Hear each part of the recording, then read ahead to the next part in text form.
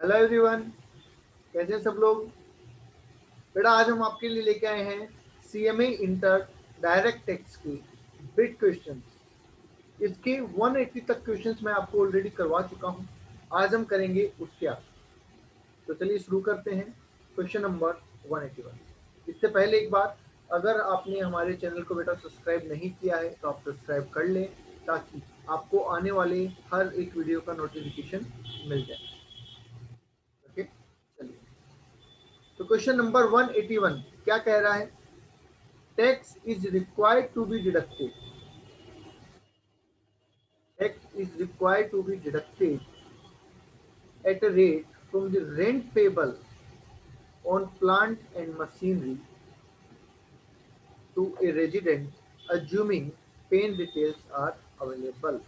194I का question है, rent से रिलेटेड 194I का है, जिसके अंदर कहा गया है कि अगर आप land and building let out करते हैं तो 10% की रेट से टीडीएस कटता है, और plant and machinery let out करते हैं तो 2% की रेट से टीडीएस कटता है।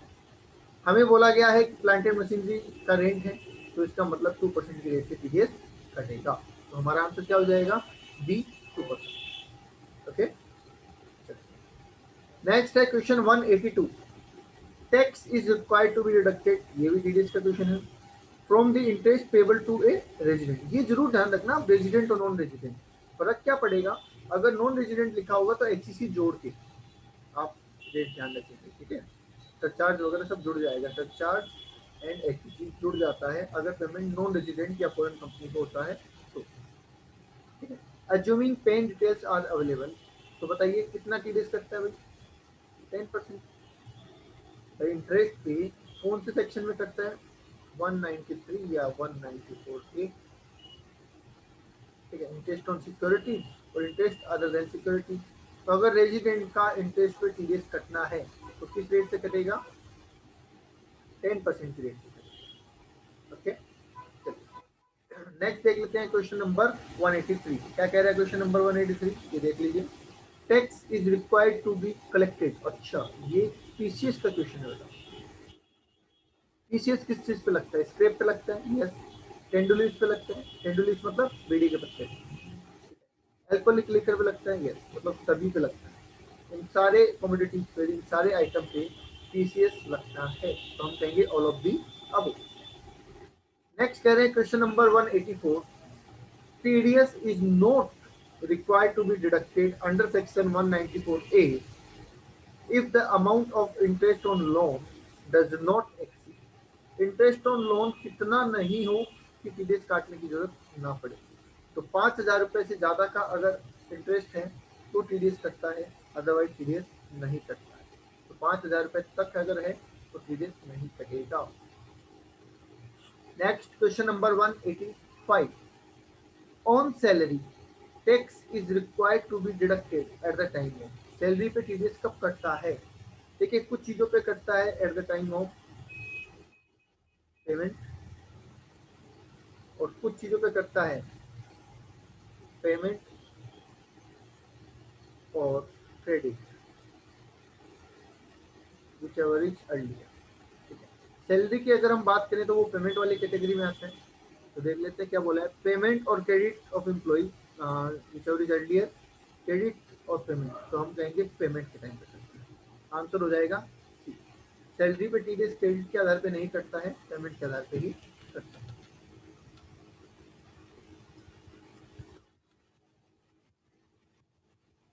Next question number 186। क्या कह रहे हैं? Where assessment has not been made, assessment नहीं हुआ है, ठीक है, not completed, belated income tax return for the assessment year 18-19 can be filed up. देखो बेटा, पुराना क्वेश्चन है ये, हो सकता है उस टाइम पे प्रोविजन चेंज थे। हमारे नए प्रोविजन बिलेटेड रिटर्न के 139(4) में क्या है?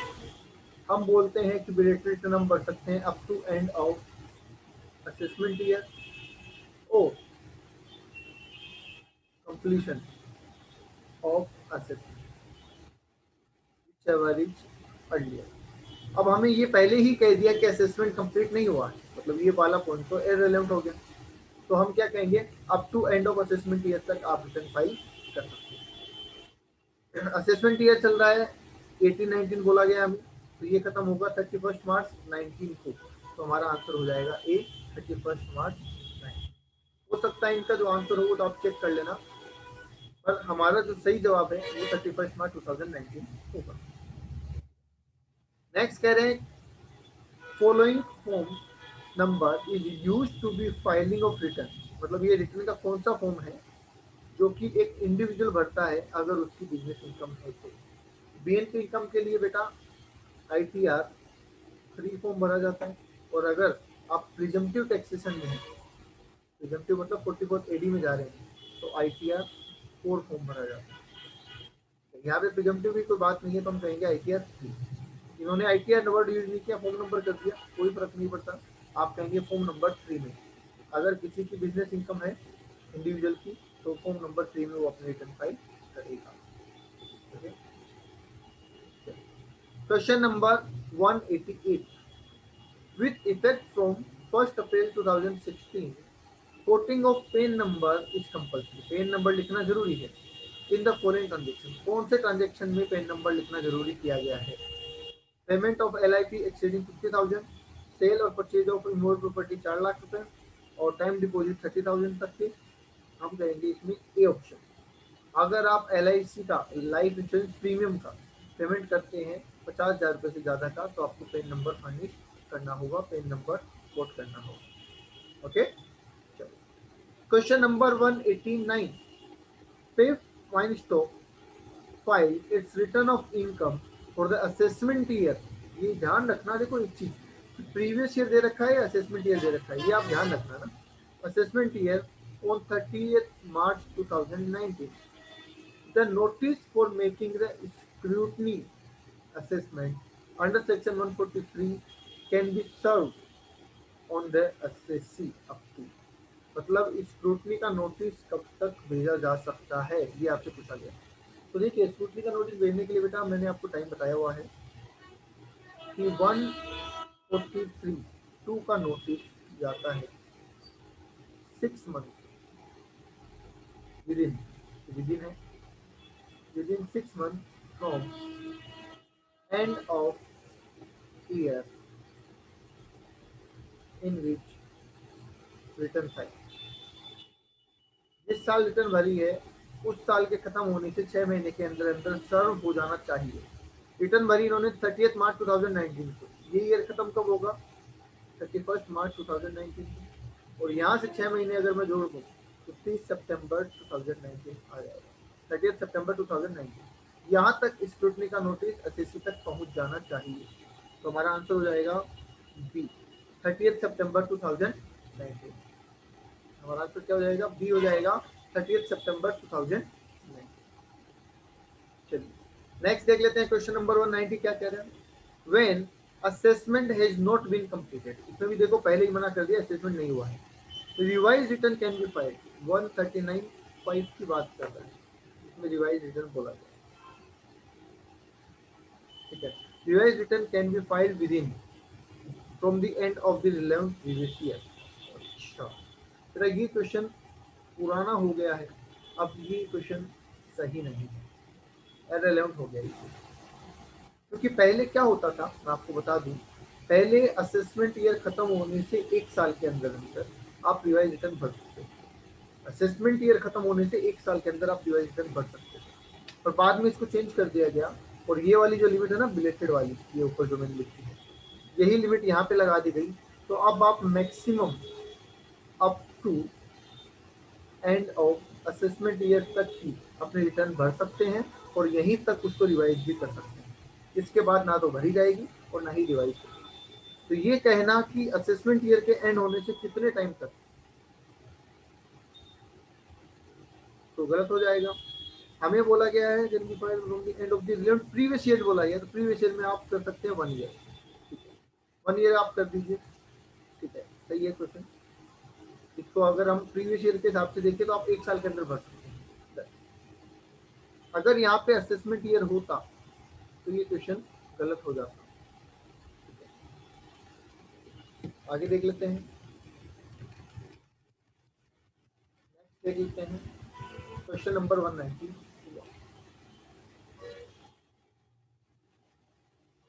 Which of the following is not a case of deemed ownership? हमने पढ़ा था सेक्शन 27, हमने कौन सा पढ़ा था? सेक्शन 27 पढ़ा था डीम्ड ओनरशिप का, एचपी वाले चैप्टर में। तो उसमें कौन सी चीज डीम्ड ओनरशिप में नहीं आती? Transfer of to spouse for inadequate consideration, ये तो आता है। Transfer to minor child for inadequate consideration, ये भी आता है। को ओनरशिप डीम्ड ओनरशिप में नहीं आती है। क्यों? क्योंकि को ओनर का मतलब होता है एक से ज्यादा ओनर, किसी प्रॉपर्टी के एक से ज्यादा ओनर हो, तो वो को ओनरशिप हो। तो वो एक्चुअल में ही ओनर है, उनको मानने की जरूरत नहीं है। अगर एक प्रॉपर्टी दो लोगों के नाम पे है सपोज, आदि आदि, तो दोनों मालिक है, उनमें मानने वाली तो कोई बात ही नहीं है। तो इसलिए हम कहेंगे को ओनरशिप डीम्ड ओनरशिप में कवर नहीं होता है। नेक्स्ट देख लेते हैं क्वेश्चन नंबर 192। 192 क्या कह रहे हैं? Where assessment has not been completed, belated return. Again question आ गया 139(4) का। फॉर द असेसमेंट ईयर 18-19 कब तक आ जा सकती है? सेम ही क्वेश्चन है ऊपर वाला ही, 31/3/2019। सेम क्वेश्चन है, बिलेटेड रिटर्न का ही सेम क्वेश्चन आया था कि belated return up to end of assessment year जा सकती है। असेसमेंट ईयर है 18-19, जो कि 31 मार्च 19 को खत्म हो रहा है, वहां तक आप बिलेटेड रिटर्न भर सकते हैं। नेक्स्ट क्वेश्चन है 193।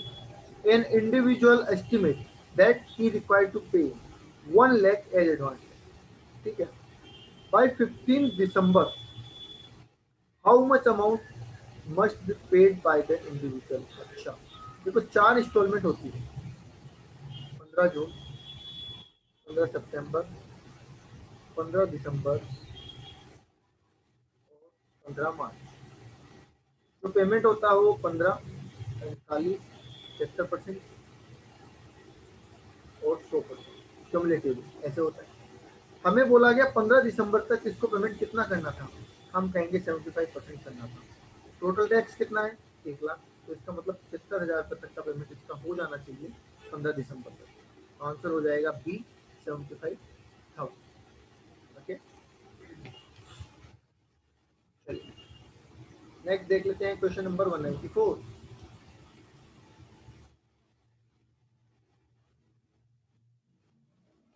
क्वेश्चन नंबर 194 कह रहा है सेक्शन 80 आरआरबी। अभी थोड़ी देर पहले एक क्यूक्यूबी का क्वेश्चन आया था, तब मैंने आपको कहा था कि आरआरबी होता है रॉयल्टी ऑन पेटेंट, ठीक है। Of the income tax act 1961 deal with the deduction from the GTI in respect of the income by way of, अभी तो बताया royalty on patent.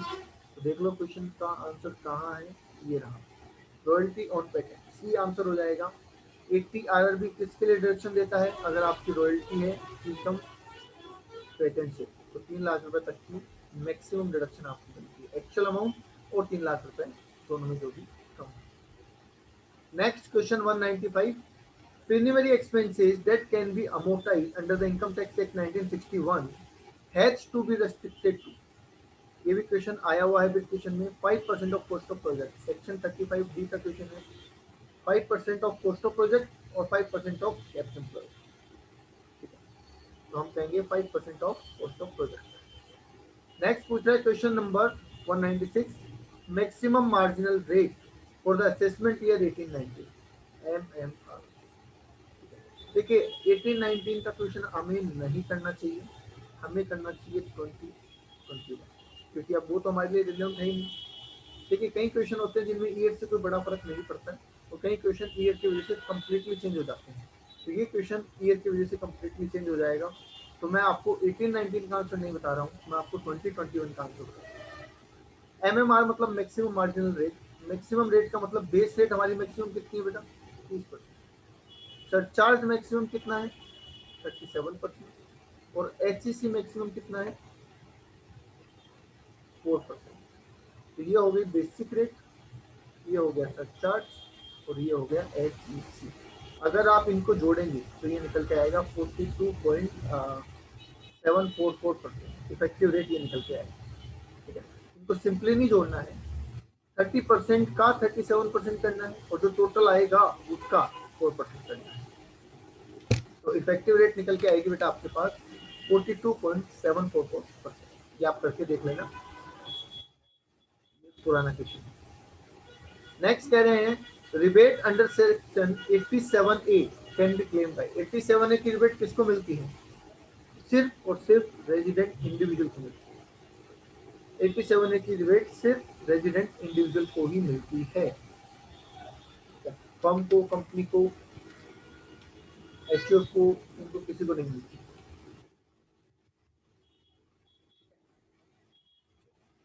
Next question 198, as per section 115 BBD इसका है dividend का है। Dividend from Indian company is taxable in the hands of certain recipients at 10% when the aggregate dividend exceed 10 lakh. अगर 10 लाख से ज्यादा का डिविडेंड मिला है इंडियन कंपनी से आपको, तो 10 लाख तक तो टैक्स फ्री है और 10 लाख से ऊपर वाला अमाउंट 10% की रेट से टैक्सेबल है अंडर सेक्शन 115 बीबीडी। तो हम कहेंगे 10% और 10 लाख। हाँ सॉरी, लगा दिया है, ये हमारा आंसर हो जाएगा सी। 10% की रेट से टैक्सेबल है अगर 10 लाख से ज्यादा का अमाउंट हुआ तो, और सिर्फ एक्सेस अमाउंट टैक्सेबल है, ये ध्यान रखें। ऐसा नहीं है कि 12 लाख हो गए तो पूरे 12 लाख पे टैक्स लगेगा, सिर्फ 2 लाख पे लगेगा, ये ध्यान रखें। आईसीडीएस 8 किसके साथ डील करता है? आईसीडीएस 8 किसके साथ डील करता है? आपको याद होगा मैंने जब आपको आईसीडीएस पढ़ाए थे तो मैंने एएस से कंपेरिजन करवाया था। AS1 ICDS 1, AS2 ICDS 2, मतलब ये हो गया अकाउंटिंग पॉलिसी और ये इन्वेंट्री। AS7 कंस्ट्रक्शन कॉन्ट्रैक्ट मतलब ICDS 3। इधर लगा लो 1 2 3। AS9 रेवेन्यू रिकॉग्निशन मतलब ICDS 4। AS10 PPE मतलब कि ICDS 5। AS11 फॉरेन फ्लक्चुएशन, ठीक है, फॉरेन फ्लक्चुएशन मतलब कि ICDS 6। AS12 गवर्नमेंट ग्रांट मतलब कि ICDS 7। AS14 सिक्योरिटी, ठीक है, और AS16 बोरोइंग कॉस्ट जो कि ICDS 9 है, और AS29 इंटेंजिबल, हाँ सॉरी कंटिजेंट एसेट और लाइबिलिटी जो कि हमारा ICDS 10। ओके, अच्छा ये मैंने गलत लिख दिया, रुको, ICDS 3 है इसका। AS13 सिक्योरिटी, ठीक है, नाम सिक्योरिटी जी बोला था, नंबर गलत। तो हमारा यहाँ पे आंसर क्या हो जाएगा? हमने पूछा ICDS 8 किसके साथ डील करता है, तो हो जाएगा सिक्योरिटीज के साथ। डन, 14 तो अमल मशीन है। नेक्स्ट क्वेश्चन नंबर 200 क्या कह रहा है? Income escaping assessment covered under section. Income escaping assessment बोलिए या री असेसमेंट बोलिए, दोनों एक ही बात है, और ये सेक्शन 147 में कवर होता है। 144 बेस जजमेंट असेसमेंट का है, 156 डिमांड नोटिस का है, ठीक है, 143 स्क्रूटनी के असेसमेंट का है, और 147 ये एस्केपिंग असेसमेंट है।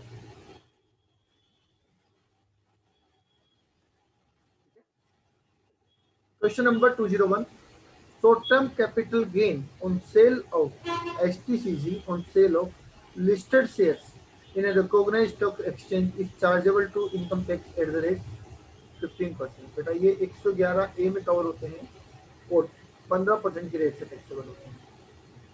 स्पेशल रेट से होते हैं 111A में 15% की रेट से। Next question number 02, when the total income of individual exceed 50 lakh the surcharge is payable। अगर इंडिविजुअल की इनकम 50 लाख से ज्यादा होती है तो सरचार्ज किस रेट से लगेगा? 10% की रेट से लगेगा। मैं एक बार ये भी आपको रिवाइज करा दूं, 50 लाख से 1 करोड़ पे 10% है, 1 करोड़ से 2 करोड़ पे 15% है, 2 करोड़ से 5 करोड़ पे 25% है, और अबो 5 करोड़ पे 37%। ये अमेंडमेंट रेट्स है, पहले ये 2 ही रेट हुआ करते थे, बाद में ये 4 कर दिए। नेक्स्ट देख लेते हैं क्वेश्चन नंबर 3।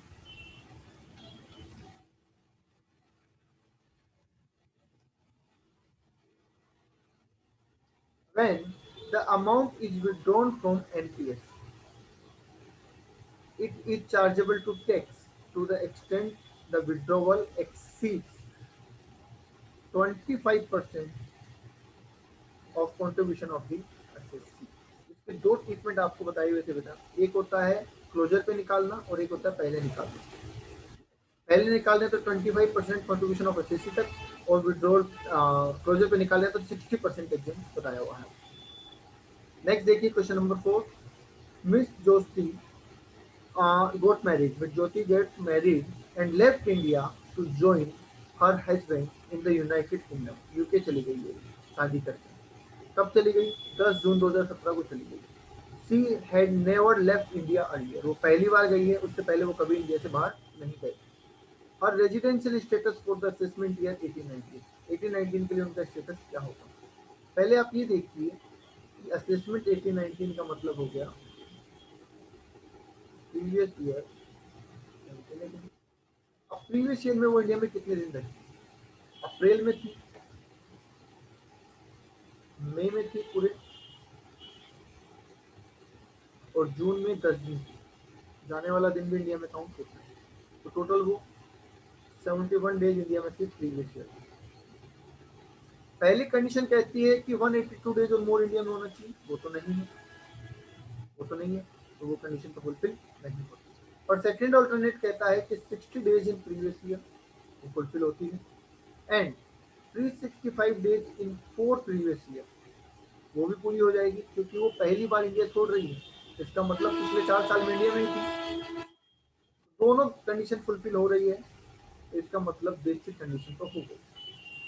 दूसरी, 10 साल में 2 बार रेजिडेंट हो ही जाएगी क्योंकि पहली बार छोड़ के गई है, और 7 साल में 730 दिन, ये भी हो जाएगा क्योंकि पहली बार इंडिया छोड़ के गई। इसका मतलब वो हो जाएगी रेजिडेंट एंड ऑर्डिनरी रेजिडेंट। क्या हो जाएगी? Resident and ordinary resident. Question number 5, while computing the TDS on salary, जब आप टीडीएस निकाल रहे होते हैं किस पे? सैलरी पे, the losses given below to the applicable extent would be considered by the employer. कौन से लॉस को कंसीडर करते हैं और किस हद तक? जब बेटा हम सैलरी पे टीडीएस निकाल रहे होते हैं तो हम सिर्फ एक लॉस को कवर करते हैं, और वो लॉस होता है हमारा इनकम फ्रॉम एक्ट। उसके अलावा किसी लॉस को भी कंसीडर नहीं किया जाता है। तो लॉस फ्रॉम बिजनेस नहीं है, लॉस फ्रॉम हाउस प्रॉपर्टी आ जाएगा। एचपी लॉस को कंसीडर किया जाता है, एचपी लॉस के अलावा किसी भी लॉस को कंसीडर नहीं किया जाता है। डन। क्वेश्चन नंबर 6 देख लेते हैं, when tax is not deducted at source, जब टैक्स नहीं काटा गया हो। Annual rent of ₹2 lakh, 2 lakh के रेंट पे टीडीएस नहीं काटा, paid to a landlord by a company, the amount liable to disallowed under section 40A(1)। अगर हमने एक कंपनी ने 2 लाख रुपए का रेंट पे किया है, जबकि 1,80,000 के ऊपर टीडीएस अप्लीकेबल हो जाता था पिछले साल। अब क्या लेटेस्ट में तो चेंज हो गई है लिमिट, पर आपके लिए अप्लीकेबल वही है। तो लाइबल तो है ये टीडीएस काटने के लिए, पर फिर भी इन्होंने नहीं काटा, तो कितना परसेंट अमाउंट डिसअलाउड होगा? 30%। अगर रेजिडेंट को पेमेंट किया है तो 30%, और नॉन रेजिडेंट को किया है तो 100% अमाउंट डिसअलाउड हो जाता है। तो यहाँ पे लैंडलॉर्ड वाली कोई बात नहीं दे रखी कि वो नॉन रेजिडेंट, तो ऐसा कुछ नहीं दे रखा, तो हम 30% डिसअलाउड कर देंगे। 2 लाख का 30% हो जाएगा 60,000 से, तो देखिए ऑप्शन हो जाएगा हमारा डी, 60,000 रुपए डिसअलाउड कर दिए जाएंगे कंपनी के, क्योंकि उन्होंने टीडीएस नहीं काटा। नेक्स्ट आ जाइए क्वेश्चन नंबर 207 पे, क्या कह रहे हैं 207, when the assessee has loss from the HP, ठीक है, the maximum amount of such loss eligible for setup against other permissible income would be. देखिए इंट्रा हेड में आप कितना भी अमाउंट सेटअप कर सकते हैं एचपी का, कोई दिक्कत नहीं है, पर अगर आप एचपी के लॉस को दूसरे हेड से सेटअप कर रहे हैं, मतलब इंटर हेड कर रहे हैं, तो आप मैक्सिमम 2 लाख का लॉस सेटअप कर सकते हैं। ऐसा आपको बताया हुआ मैंने सेक्शन 71 जब पढ़ाया था तब, ठीक है। तो हमारा आंसर हो जाएगा यहाँ पे सी, 2 लाख रुपए से ज्यादा का लॉस दूसरे हेड से सेटअप नहीं हो सकता HP. Question number 208, when a capital asset was acquired on 1st April 1980 is sold in June 2017, the cost of acquisition of the fair market value of the asset on the date at the option of the assessee is to be adopted for indexation purpose. अच्छा, ये बोल रहा है कि कौन से date की FMV लेंगे आप, तो बताया हुआ आपको पोस्ट और FMV on 1 April 2001 whichever is higher। ये लिखा है ना at the option of assessee, ये क्यों लिखा है, क्योंकि whichever is higher, option हमेशा एसएससी कौन सा लेना चाहेगा, हायर वाला, ताकि उसकी कॉस्ट ज़्यादा हो और प्रॉफिट कम हो। तो कौन से डेट की लेनी है फेयर मार्केट वैल्यू, आपको तो ये डेट पूछी है, तो बता दीजिए 1 अप्रैल 2001। आंसर हो जाएगा B, 1 April 2001। Question number 209, when a motor car is sold for rupees 12 lakh by a dealer to a buyer holding pain, the amount of tax collected at source shall be। अच्छा, TCS कितना है ये पूछा है, TCS का question है। Motor car पे TCS कितना है भाई, अगर 10 लाख से ज्यादा की मोटर कार है तो 1% का टीसीएस कटेगा, और अगर अमाउंट ज्यादा है तो पूरे पे कटता है टीसीएस हमेशा, ये ध्यान रखना। जितनी भी थ्रेशोल्ड लिमिट है टीसीएस और टीडीएस की, अगर उनको आप एक्सीड करते हैं तो फिर पूरा अमाउंट लाइबल हो जाता है। तो 12 लाख की अगर गाड़ी बेची है और सामने वाले के पास अगर पेन नंबर वो आपको फर्निश करके दे रहा है, तो आप 1% की रेट से उसका टीसीएस काटेंगे, टीसीएस कलेक्ट करेंगे उसको। तो 12 लाख का 1% 12,000 हो जाएगा, ऑप्शन हो जाएगा हमारा A, 12,000 at the rate 1%, 12,000 at the rate 1%। चलिए आज का आखिरी क्वेश्चन देख लेते हैं। Cash donation given to a charitable trust approved under section 80G is eligible for deduction under that section when the amount of donation does not exceed। मतलब कितना donation आप केस में दे सकते हैं कि वो अलाउ हो जाए, तो हमने आपको बताया हुआ है 2,000 का, 2,000 तक का आप केस डोनेशन दे सकते हैं तो आपको डिडक्शन मिल जाएगी। पर अगर 2,000 से ज़्यादा का डोनेशन दिया और आपने केस में पेमेंट कर दिया तो वो आपके लिए डिडक्टेबल नहीं होगा, तो आपको चेक से या किसी ऑनलाइन मोड में पेमेंट करना पड़ेगा। अगर आपने केस डोनेशन दे दिया 2,000 से ज़्यादा का तो उसकी डिडक्शन आपको नहीं मिलेगी। ओके, बता दीजिए भाई, यहाँ तक क्लियर है बेटा। आई होप हमारे वीडियो ने आपकी मदद करी होगी, आपको समझने में आसानी रही होगी। अगर ऐसा है तो बेटा वीडियो को लाइक कर दें, अपने दोस्तों के साथ शेयर करें ताकि उनको भी बेनिफिट मिल जाए, और हमारे चैनल को सब्सक्राइब कर लें ताकि आने वाले वीडियो के नोटिफिकेशन आपको मिल जाए। आज के लिए इतना ही, थैंक यू। फिर मिलेंगे नेक्स्ट वीडियो में आगे के क्वेश्चन के साथ। Thank you.